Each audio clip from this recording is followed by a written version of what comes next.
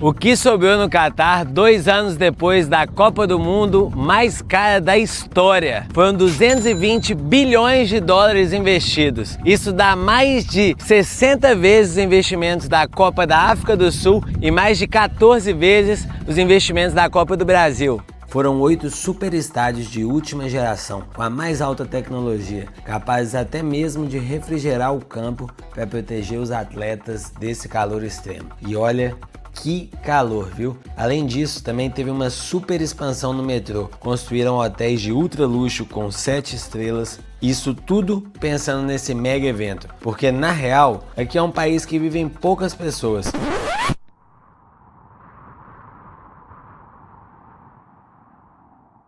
Então a minha dúvida é, como está o Catar 2 anos depois da Copa do Mundo? E já vamos começar falando de um dos temas mais polêmicos de todos, que é os estádios. O que eles vão fazer com esses 8 monumentos arquitetônicos que custaram bilhões de dólares para eles? E se tem uma coisa que nós brasileiros entendemos é elefante branco, né? Só ver o Mané Garrincha, que custou mais de 1,5 bilhão de reais e ninguém nem sequer joga lá direito. Esse daqui não é muito diferente não. Ele é o 974, que custou mais de 200 milhões de dólares. Tanto esse como vários outros estádios falaram que ia virar centro desportivo, lugares para convivência da galera, mas a verdade verdadeira é que tá jogado às traças.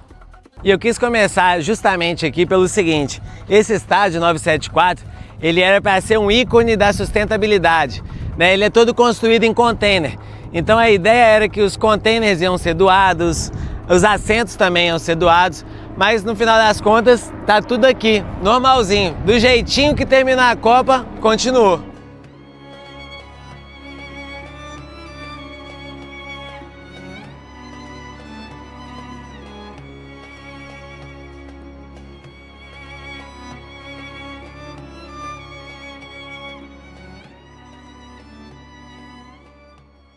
Se tem uma outra coisa que a gente tem que falar sobre, são os metrôs daqui do Catar. Cara, são mais de 36 bilhões de dólares que foram investidos aqui pensando em levar os torcedores de um estádio até o outro. E lembrando que a Copa do Mundo aqui do Catar foi a mais compacta da história. O estádio que estava mais longe um do outro estava a 54 quilômetros de distância. Para só para pensar nisso, né? No Brasil a gente teve jogos no Sul e jogos no Amazonas. Aqui estava tudo muito pertinho. E o mais louco é que esse metrô aqui, que está fazendo aniversário de 5 anos, ele foi desenvolvido para levar até 640 mil pessoas por dia, mas a população do país é de só 3 milhões de pessoas. E o mais bizarro ainda é que dessas 3 milhões, só 10% que realmente é do Catar. O resto é tudo imigrante. Mano, sabe pra mim que tá me chamando mais atenção no metrô nesse tempo todo? É o fato de eu estar aqui há tipo 5 minutos pensando no que eu vou falar com vocês. E nos 5 minutos que eu tô aqui, literalmente não passou mais de 3 pessoas. Ninguém mesmo. É como se eu tivesse todo um metrô só pra mim.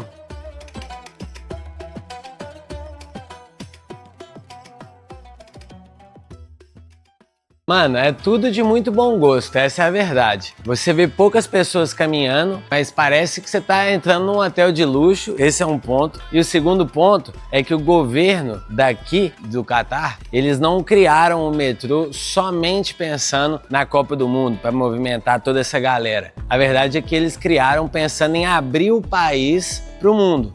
Porque eles estão investindo cada vez mais na infraestrutura para abrir as portas. Lembrando que o Catar só realmente se abriu para o mundo em 2014, então é tudo muito recente. E mano, é de extremo bom gosto se você me perguntar, viu? Dourado com vinho, eu acho a combinação da hora. E assim, luzes bonitas, parece que você tá entrando num hotel, essa é a real. Literalmente só tem eu no metrô inteiro. Já andei 5 vagões e não tem mais ninguém, que tal? E caso você estivesse se perguntando como era o metrô mais caro e mais luxuoso, essas daqui são algumas imagens dele. Por exemplo, mano, eu fico imaginando a quantidade de pessoa que passou aqui durante a Copa do Mundo. Véi, foram mais de 800 mil pessoas que passavam aqui todos os dias. E uma coisa que tem que ser também pontuada é o tanto que os funcionários daqui são educados e todos falam inglês. Eu, por exemplo, essa água, eu esqueci o dinheiro em casa e o cara literalmente me deu R$1 pra eu comprar ela. Galera é bem educada mesmo.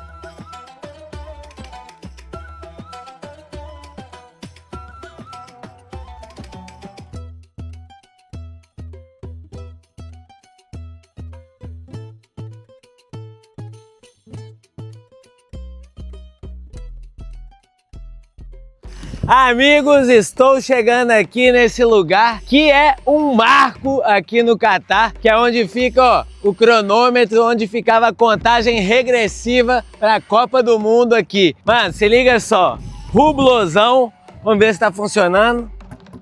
Senhor, parece que deu ruim, mas o que me chama a atenção é que parece que esse vídeo aqui ele tá com nada não, viu, velho? Na minha experiência, isso aqui não é vídeo à prova de bala, tá? Imagina colocar um desse lá no Brasil. Aqui a gente tem o cronômetro bonitão, robusto, ali atrás a vista maravilhosa da cidade. Mas aqui o que me chama a atenção, o tanto que essa parada tá desgastada, tá amareladão, igual a capinha do meu celular. Assim, amareladão, eu não sei quanto tempo mais de vida útil que vai ter esse relógio não, viu? Mas o que chama a atenção, na moral, ele ainda funciona, pelo menos esse funciona, o Hublot não. Mas o que chama a atenção, se liga nessa vista aqui, sacanagem, tá?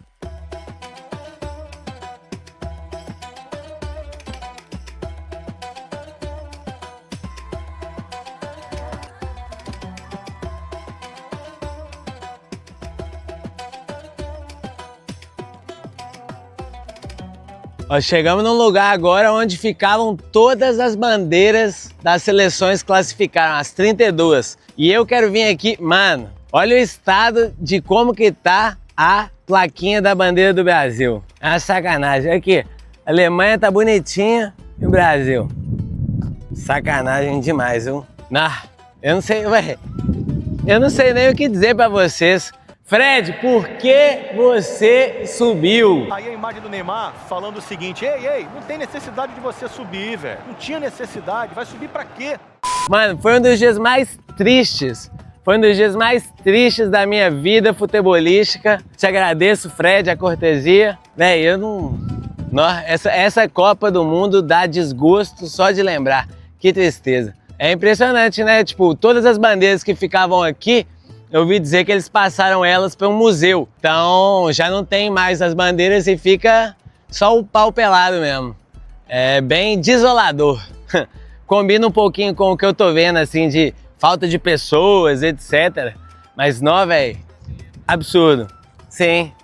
E aí, pelo que me contaram aqui, tá na ordem da qual as seleções foram classificando. Então a primeira bandeira do Catar, ali depois a segunda da Dinamarca, Brasil terceiro. Realmente, meus amigos, essa Copa do Mundo não foi a nossa, viu? Sabe-se lá quando que vai ser.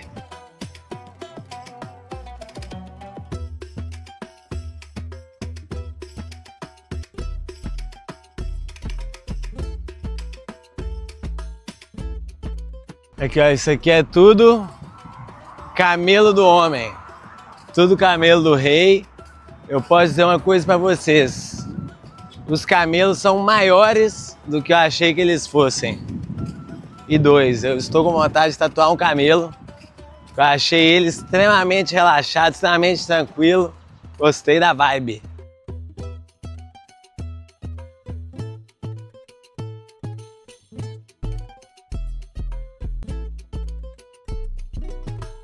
E quando se fala em Catar, Copa do Mundo, investimento, muitas pessoas podem pensar, pô, o Catar sempre teve grana. Mas na verdade não é bem assim não. Quando eu estava fazendo a minha pesquisa, uma das principais coisas que me chamou a atenção foi justamente o passado do país. Esse monumento aqui atrás, ele representa um pouquinho desse passado. Para vocês terem uma ideia, até mais ou menos ali 1910, 1900, uma das principais fontes de economia do país, né, que fazia realmente o dinheiro girar aqui, era a extração de pérolas do oceano. muitos dos barcos que você vê aqui pelo porto de Catar eram usados para os mergulhadores irem lá no Golfo e mergulhar atrás de pérolas, às vezes 40, 50, 60 vezes, para eles encontrarem algumas pérolas.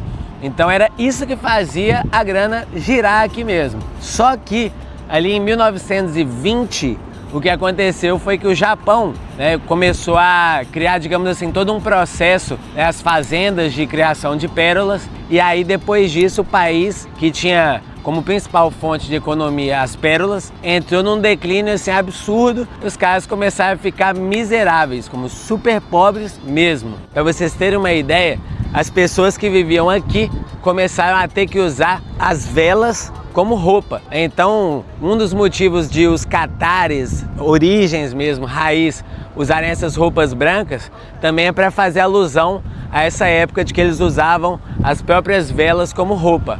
Então, assim, é muito louco, né? Parar para pensar que eles, um país hoje tão rico, tão multibilionário, chegou nesse nível de escassez de recursos e escassez de grana. Lembra que eu tinha falado das pérolas do passado de Catar? Então, essa textura aqui, esse brilho dessa parede é para representar um pouquinho o orgulho dessas origens catares. E a real é que o Catar penou durante muitos e muitos e muitos anos. Eles só foram descobrir lá em 1970 essa reserva de gás e petróleo que eles tinham. Em 1990 que eles começaram a de fato exportar em grande escala. Hoje eles exportam mais de 800 mil barris de petróleo por dia. Eles são o maior exportador de gás liquefeito do mundo. Então, assim, é literalmente uma fonte infinita de dinheiro. Hoje eles são um dos países mais ricos do mundo, né? E vou falar para vocês, absolutamente impressionante o que o dinheiro é capaz de fazer. Quando você tá chegando aqui de avião e vê que tá no meio de um deserto, não tem nada, e aí você desce, pousa e você vê essa skyline aqui da cidade, cara, é absurdo assim, a quantidade de dinheiro que esses caras têm. Construir uma skyline tão linda, tipo assim, uma cidade bem bonita, no meio do deserto, dinheiro infinito mesmo.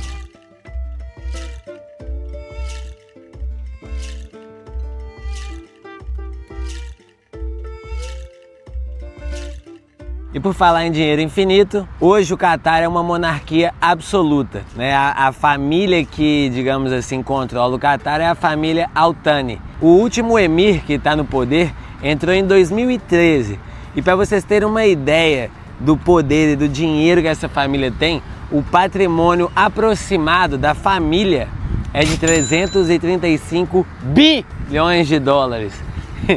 Então assim, não sei, mas eu acho que dá para fazer muita coisa com esse dinheiro.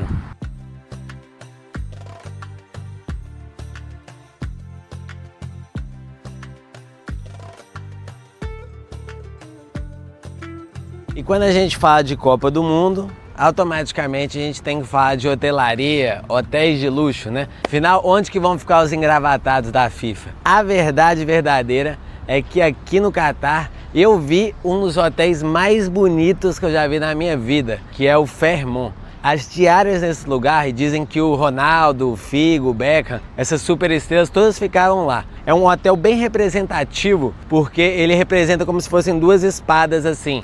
E a diária disse que ficava na casa dos 7, 8 mil reais. Hoje, quando eu olhei os preços, estavam em 2.700 reais. Ou seja, depois da Copa do Mundo, como não tem essa demanda tão alta, os preços diminuem bastante, né? A própria skyline que vocês estão vendo aí atrás é majoritariamente de hotéis de luxo e também de prédios do governo, de óleo e gás. Então assim, vou falar para vocês, eu não sei o que vão fazer com tanto hotel de luxo não, porque eu acho, tirei esse dado da minha cabeça, mas eu acho difícil ter uma demanda tão grande assim. Bom, vamos aqui agora então, né?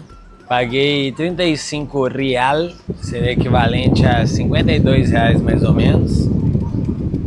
E vamos aqui provar o humusinho com o pãozinho deles.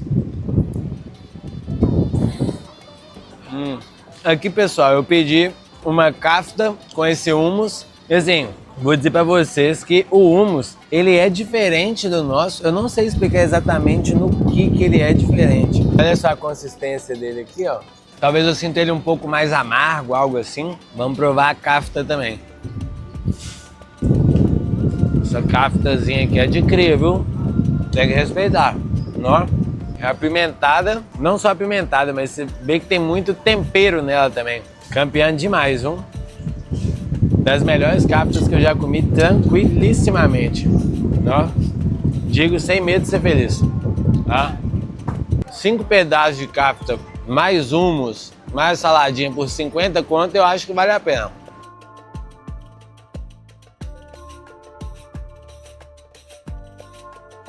Manos, eu acho que uma das coisas mais únicas daqui do Catar é essa fascínio, essa paixão que eles têm com falcões. Eu vim aqui nesse lugar que é especializado em venda de falcões. Aqui do lado tem inclusive um hospital de falcões. Mano, tem falcões, não que estão expostos aqui, mas que chegam a valer até R$1 milhão. Esses falcões aqui são um pouquinho mais baratos, mas tem falcão aqui que custa 100 mil, 150 mil pelo que me falaram.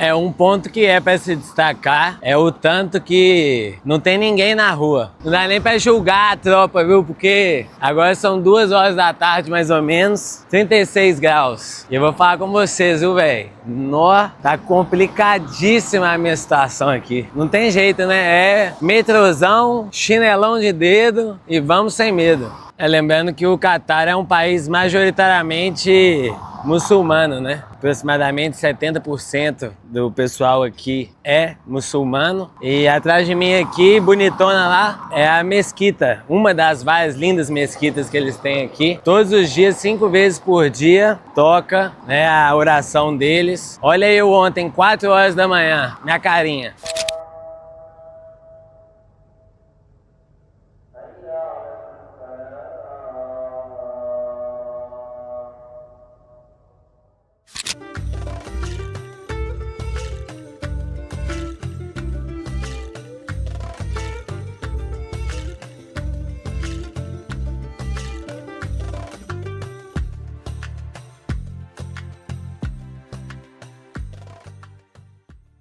E não tem como a gente falar de Copa do Mundo e de Catar sem falar do povo catari. Cara, uma das coisas que mais me chama a atenção quando eu tava fazendo a minha pesquisa é a quantidade de benefício que a galera que é catari raiz, a pessoa que nasceu aqui de geração em geração, então que o seu avô é catari, seu pai, você, essas pessoas, elas, vão poder ter os melhores cargos para trabalhar nas melhores empresas do governo, você vai poder ter saúde e também educação de graça. Se você quiser estudar fora, você tem direito a bolsas também. Então, assim, é uma quantidade enorme de benefícios para garantir que aqui o catari mesmo, ele não vai ser pobre. Você vai ter todas as ferramentas por parte do governo para conseguir ter uma vida cômoda. Então, por isso que muitas vezes, digamos assim, os subempregos, não tem um catari ocupando essa vaga, é sempre um imigrante. E aí uma outra parada também que eu achei extremamente curiosa é o seguinte, diferentemente dos Estados Unidos, você nasceu lá, você tem o mesmo direito que um cidadão americano. Aqui não é bem assim não. Se você é um gringo e está trabalhando aqui, morando aqui de passagem, e o seu filho nasce aqui, não tem nada garantido para ele. E aí, vocês, com essa quantidade toda de benefícios, vocês prefeririam ter nascido no Catar ou no Brasil? Mano, eu acho que eu não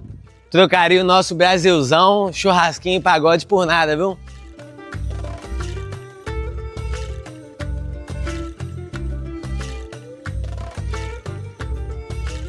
E eu sei que muitas de vocês me perguntaram no Instagram, beleza, como vive uma mulher no Catar? E olha, a verdade é que eu não sei, acho que eu vou ficar sem saber. Porque quando eu fui perguntar a uma pessoa, uma mulher, ela me falou que pra eu não chegar perto, que não tinha interesse em falar. E aí depois me chamaram a atenção falando que as mulheres aqui, elas não gostam de ser fotografadas ou filmadas. Até muito por isso também elas andam, né, com a cabeça coberta, muitas vezes só com os olhos expostos. Isso se dá devido às leis, né, do islamismo e do Alcorão. Só o marido pode ver aquilo que pertence a ele, né, que no caso é a mulher. Então, As pessoas que estão andando na rua não podem ver cabelo, joelho, ombro. Isso vai contra as leis deles. Então fica aí o aprendizado. E cara, eu tô achando muito doido, assim, a minha primeira vez no Oriente Médio. E é tanta coisa fora da minha bolha, assim, coisas que eu nem imaginava que existiam, como a questão da falcoaria. Tem sido uma experiência e tanto, mano. Tem seus pontos bons, seus pontos ruins, como não conseguir se comunicar em inglês, mas sem sombra de dúvidas é uma experiência que eu vou levar pro resto da minha vida.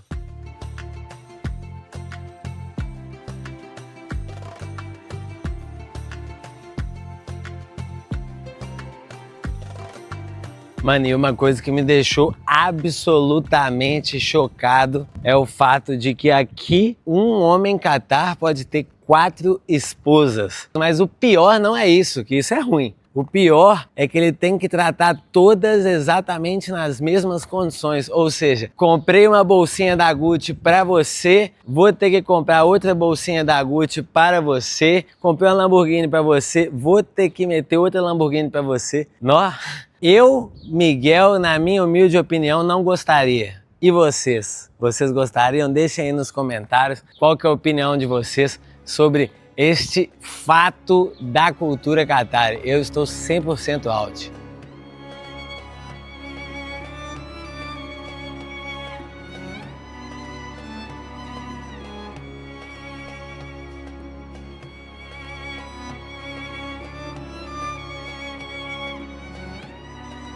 Rapaz, cheguei aqui agora na estação de metrô, que ela é melhor do que 99% dos hotéis que eu já fiquei. Se liga só. Que isso, uma obra de arte braba.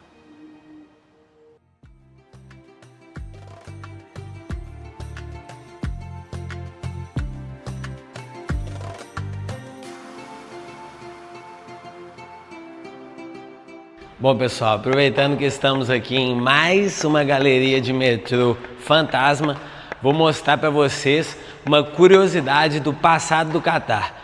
Essa galeria que ela é bem bonita porque ela mostra bastante as imagens do passado, de como era o Catar bem antes de abrir para o turismo em 2014. Se liga nisso aqui.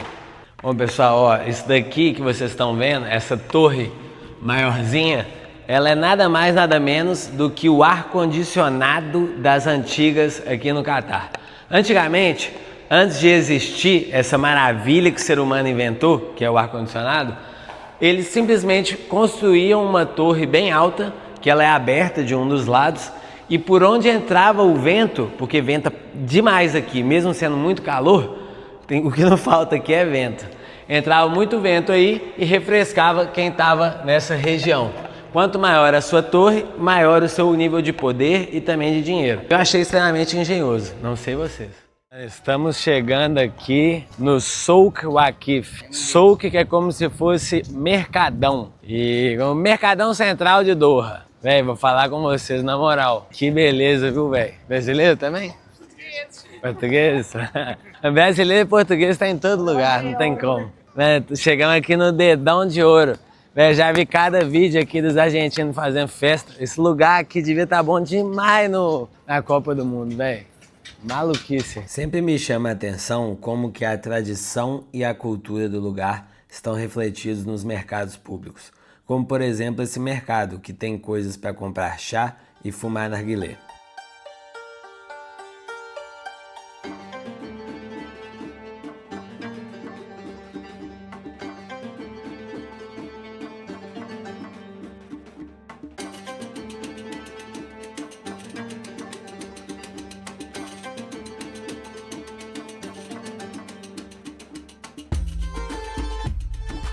A verdade verdadeira é que, apesar de já ser 6h30 da tarde, a minha canela está transpirando, minha canela está pingando suor. Que calor brutal, mano.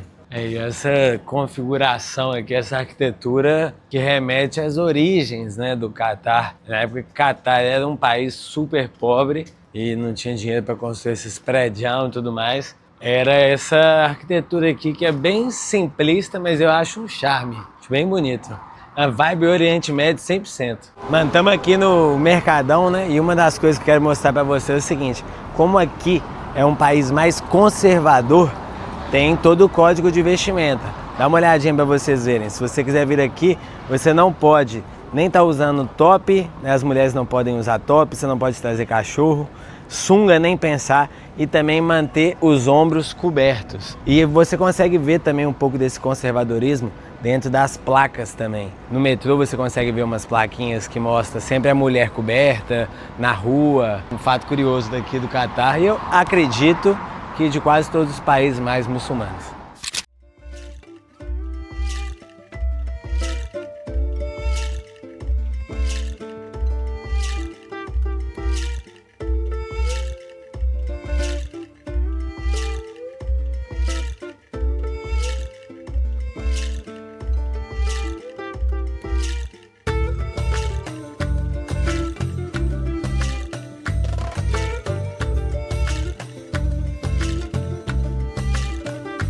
Mano, que fique claro que eu não aprovo isso, mas tem que ser mostrado porque é uma parte importante da cultura dos caras.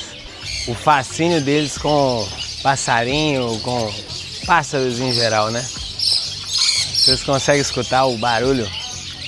Mano, é um mais bonito que o outro. E aí o cara tá me falando aqui que o mais caro que ele tem é um que é bonito demais, a cor dele. Esse aqui tá a 500. Mas a vontade que dá é de abrir aqui a gaiola e soltar todos, né? Mas vou falar pra vocês, não importa a hora do dia que você vem aqui, parece que nunca tá cheio. É bonito, velho, bonito e cheiroso, cheio de especiarias. Não tinha melhor forma de terminar minha passagem pelo Catar do que indo conferir o maior ícone dessa Copa do Mundo. O grande estádio da final. E aqui, senhoras e senhores, o maior jogador da história ganhou a Copa do Mundo de 2022. Brincadeira, brincadeira. Aqui, o Leozinho, o Messi, entrou para a história. Vou falar para vocês, é com certeza o estádio mais bonito que eu já vi na minha vida. Não tem para Santiago Bernabéu, Camp Nou, Maracanã, isso é uma obra de arte. Aqui no Catar, até hoje, ele é tido como uma espécie de realmente obra de arte e ainda acontecem alguns eventos aqui super importantes. Não se jogam partidas aqui, mas é uma pena que não está sendo usado e é uma pena que a gente não tem um estádio dessa beleza no Brasil. Eu tenho vontade de vir pra cá com um cooler cheio de cerveja com os brothers, sentar aqui o dia inteiro debatendo sobre o quão bonito esse negócio é. Maravilhoso, mano. Maravilhoso, é uma obra de arte. Bom, meus queridos, não consigo imaginar uma forma melhor de terminar esse vídeo, senão com o bonitão ali atrás.